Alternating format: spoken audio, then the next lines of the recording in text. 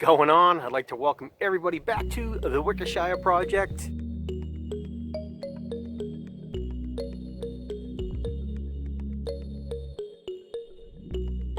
This is the leaf mold bed.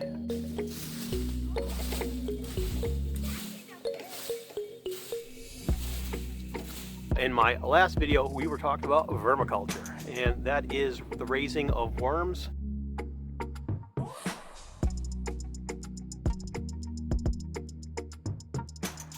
So when I built this, I was going to put something there, like a raised bed, or we don't know what we're going to do with this structure just yet.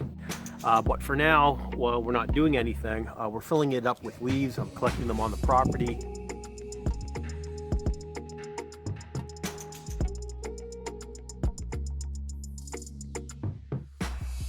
Leaf mold composting. This is the leaf bed where we're going to mold up our leaves, get that composted and broken down, and hopefully the worms will move in.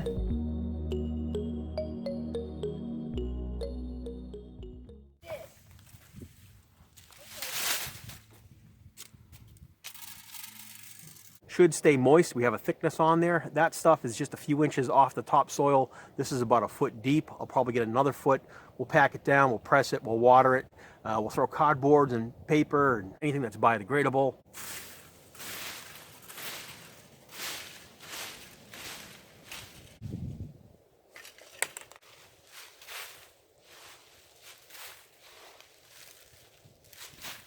So this is about half filled. I just got to get some more. Every day I put a couple scoops on there on the pile.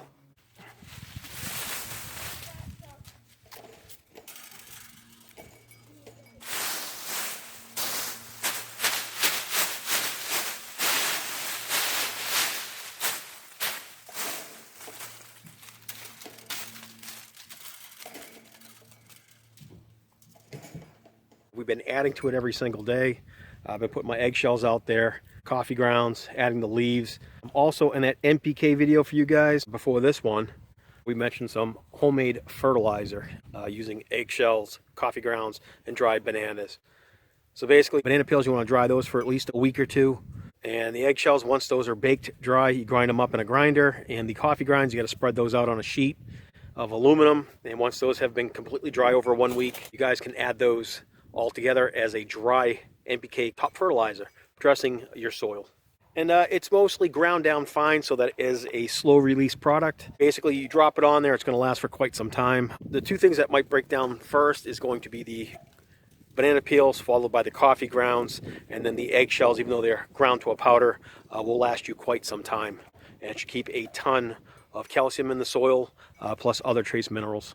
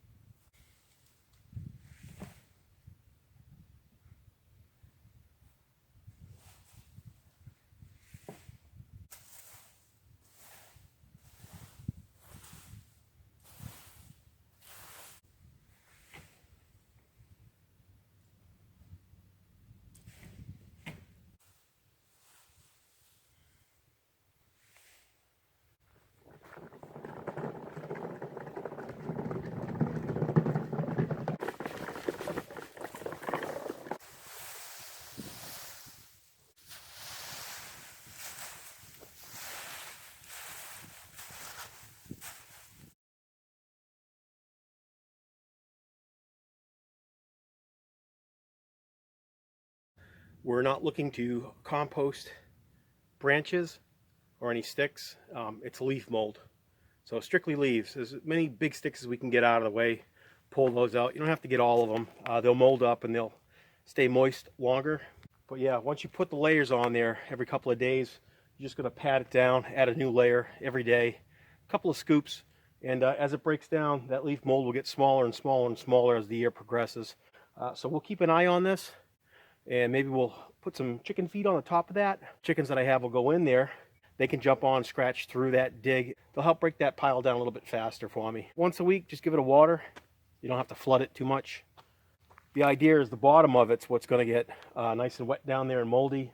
The top is probably going to just be a protectant layer and keep the moisture from coming up and through. The leaves act as a mulch, not to break down from all the mold, all the enzymes, bacteria, and fungi that gets inside that network and breaks it all down. Throw a tarp over the top of it or some sort of fencing. We do have some extra fencing, so we'll be covering the top of the leaf mold pile with that, and that'll prevent the wind from blowing the leaves away.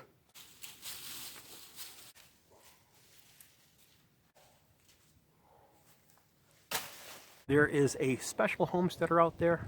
Looks like my wife when my wife was younger.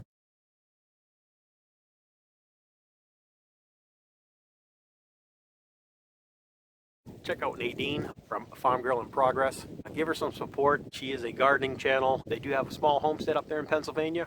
Her information is pretty solid, and you can watch her grow better than what we're doing. She's actually going to have things grown and planted, and giving you seasons, the dates, what to plant, how to plant it, how to water it. You can watch her progress, and they're building stuff, her and her husband and kids. They're doing wonderful on their property. So yeah, why don't you go check them out. Link is right here. This is who they are. This is their name. Down below in the description is a link to her channel. So yeah, let's give her some support. She's doing wonderful. And she looks like Anne Hathaway. If you like this kind of content, feel free to subscribe. Smash the like button, leave a comment down below, and we'll catch you on the next one. Bye.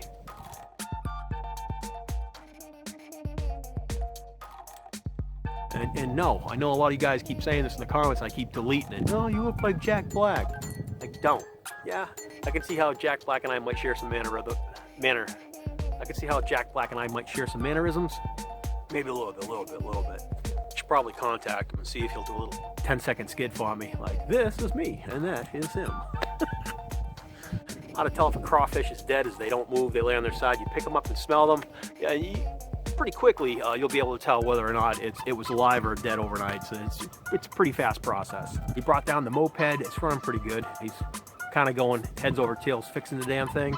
He's going to modify, put jets and wings on it, and oxygen mask, and automatic pop-out fishing rod, and pontoons, and float like Go-Go Gadget. Gone easy with that stuff. It was only to get the mail, he said, but he's going full tilt, so I'm glad he's enjoying it.